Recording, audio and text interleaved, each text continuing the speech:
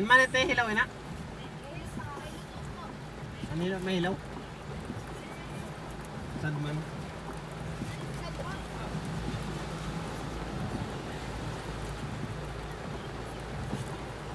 Bili tayo ng mani at mainis.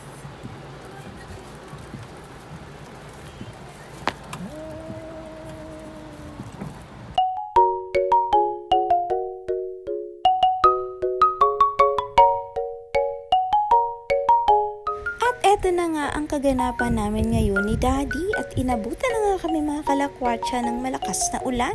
Pauwi na nga kami nito galing Mandaon. At bumili na rin kami ng mani at saka mais para syempre may papaking kami habang nasa biyahe. Kaso nga lang mga kalakwatsa, naku, ewan ko ba sa mais na ito, di ko magets kung anong ito.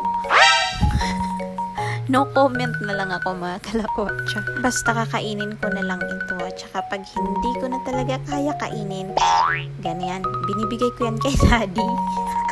Para siyang mag-ubos. Yan ang sikreto mga kalakwatsa.